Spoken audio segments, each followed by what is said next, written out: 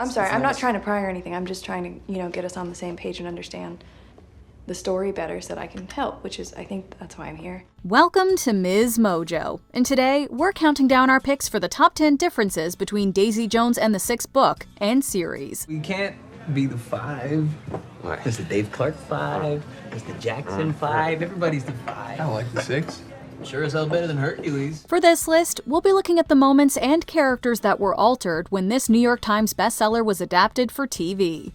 Did you notice any big changes in the Daisy Jones and the Six TV series? Sound off in the comments. Number 10. The Dunn Brothers. It was clear from the jump that the series wouldn't be a scene-for-scene reenactment of Taylor Jenkins Reid's novel. We discover that the Dunn Brothers, the first iteration of the band, was created by Graham Dunn and his school friends. Your brother? Like, as in, Billy Dunn is gonna be in this band? Yeah, I never agreed to be in their band. I said I would listen. His older brother Billy is persuaded to join when he's invited to give advice and then takes over as the frontman. This is totally different from the book, where the band is called the Dunn Brothers because that's exactly who forms it. And one night, everything changed. Later, the band performs at a wedding where Billy and Graham encounter their estranged father. While they do see their father in the book, they never even interact with him. Yeah, you know who I am? Should I? Yeah, you should.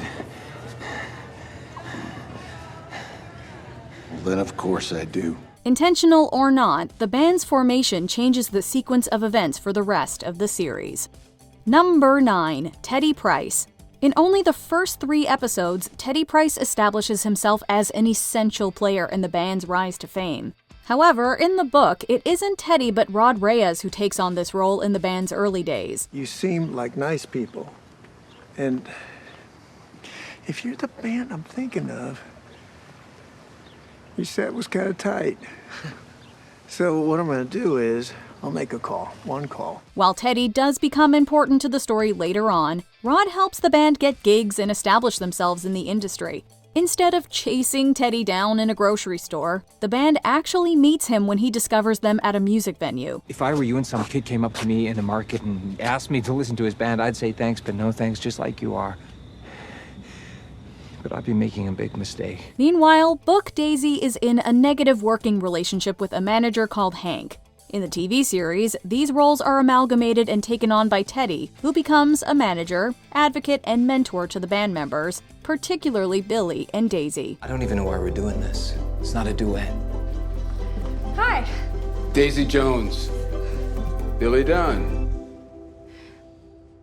I like your song. Number 8. Camila's character development. Each character in this story is complex and riveting in their own way, but the one who changes the most in the adaptation is Camila Alvarez. Of course I knew who he was. Are you kidding me? Every girl in Hazelwood knew Billy Dunn, and not because he was in some band. There are a few things that make her character different. She decides to join Billy in California, where the book has them separate for a time. Camila also works as the band's photographer and videographer, which gives her credit for much of their early footage used in the documentary.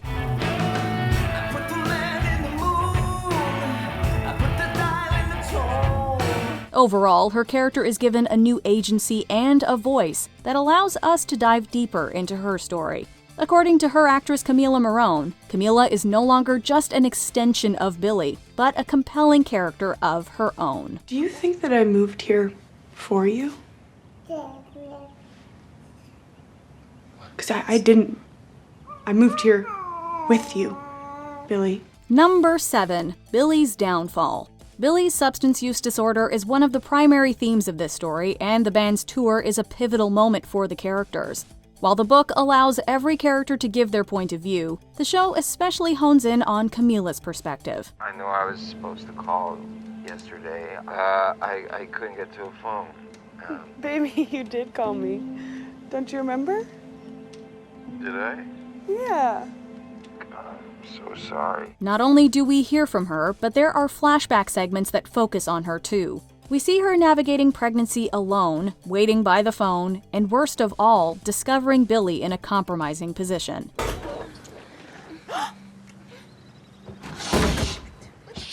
While we don't get to see Billy's undoing, we certainly do see the aftermath as he even considers leaving the band to be with Camila. I can't do it, Graham.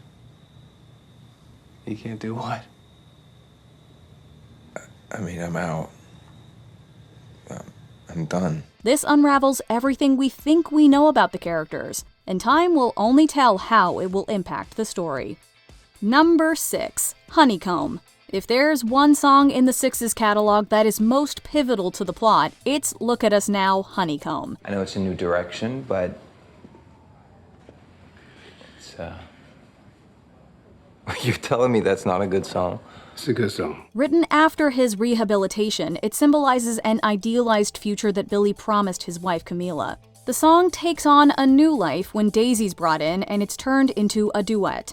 The TV series brings this tune to life with some noticeable edits. Why don't we give her version a go and just see how it sings? Her version's like a completely different song, Teddy. In addition to the lyrics being different, Billy's inspiration also changes. The new lyrics left us wondering about more plot differences from the book and what implications they may have on the story's infamous love triangle as the show progresses. Baby, look at us now. Baby, look at us now. Number 5. We see more of Simone Jackson. In the book, Simone Jackson plays a fairly important but relatively smaller role. Don't do that ever again. I'm sorry. I brought wine.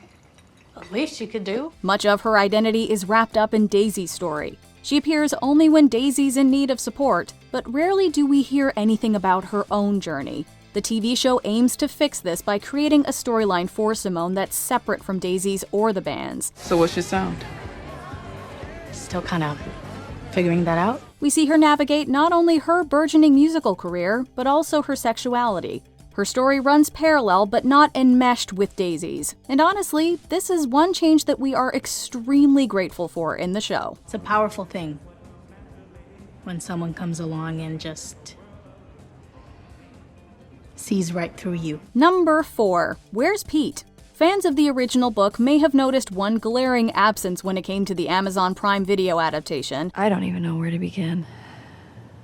Start at the beginning. While changes were inevitable and some characters were modified, such as Simone Jackson, others were removed altogether. One such character was Pete Loving. In the book, Pete is Eddie's brother and bassist to the Six. No, man, we're not canceling. Yeah, what are we gonna do? We don't have a We're not bassist, canceling. Billy.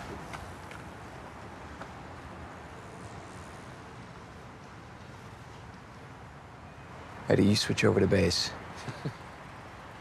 No. While Pete plays his part in the unraveling of events, it was ultimately decided that his character didn't make enough of a dent in the story to justify keeping him in the show. His exclusion gave room to explore other characters who were overlooked and delve deeper into their stories. It's not what you think. All I think is that you're way too cool for that chick. We started talking and we just never stopped. Number 3. Music and lyrics. It's not a show about the 70s without a little rock and roll. When it comes to the music, Daisy Jones and the Six delivers. The show delves into everything from the fictional band's writing process to their live performances. Days are wide open at the heart of all my joy. Fans of the book will know that each song was given full lyrics by author Taylor Jenkins Reid. When it came time to bring the book to TV, the music was adapted as well. Come on, you can't be serious. You can't even take a joke.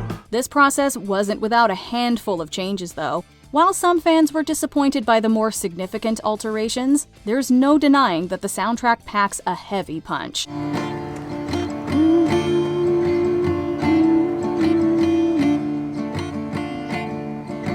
Crafted by musical powerhouses like Phoebe Bridgers, Jackson Browne, and Marcus Mumford of Mumford & Sons, we can't help but nod our heads through every song. Number 2. The Time Jump. If you ask us, one of the most compelling aspects of the story is the time jump. Okay. Let's get this party started. So Daisy also agreed to this? Interviews with the band are used as a literary device, creating suspense as readers try to piece together each member's perspective, especially as they overlap or contradict one another. Next thing you know, we're booked in the studio.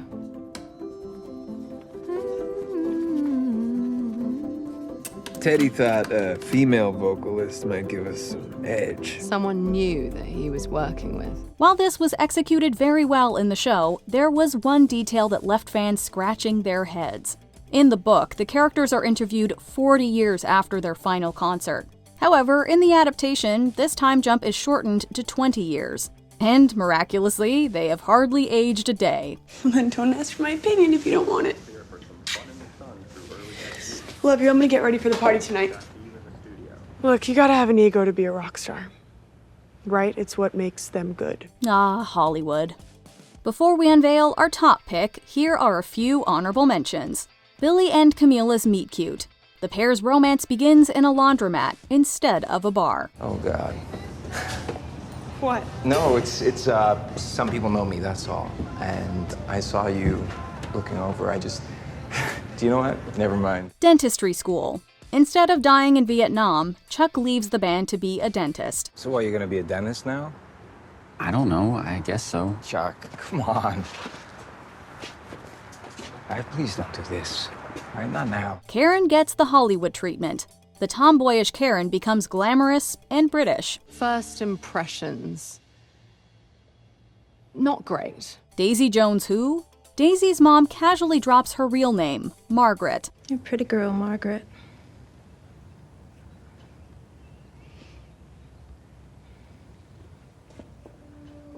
Eddie's backstory. The disgruntled band member harbors feelings for Billy's wife. You couldn't help but fall in love with her.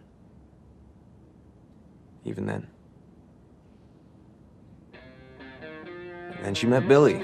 Before we continue, be sure to subscribe to our channel and ring the bell to get notified about our latest videos. You have the option to be notified for occasional videos or all of them. If you're on your phone, make sure you go into your settings and switch on notifications. Number 1. The 6 is only 5. Remember Pete Loving? So you wanna change our name? I personally think that's a great idea. I'm just saying what everybody's thinking. While excluding him allowed the show to give more depth and time to other characters, we can't ignore the fact that his absence still makes a remarkable difference in the story. In short, it brings the 6 down to only 5 members. 6 of us will never agree on a name. All right, so let's just... What about the 6? But there's 5 of us. This is a pretty big oversight that the writers try to explain by implying that Camila is the 6th member of the band, although her position is really only honorary. Okay, so Daisy Jones and the 5 doesn't have the same ring to it. Yeah, man. Makes it even funnier, doesn't it? Look, if you don't get the joke, I can't help you, man. Still, it makes Pete's absence all the more noticeable. Do you agree with our picks? Check out this other recent clip from MsMojo. And be sure to subscribe and ring the bell to be notified about our latest videos.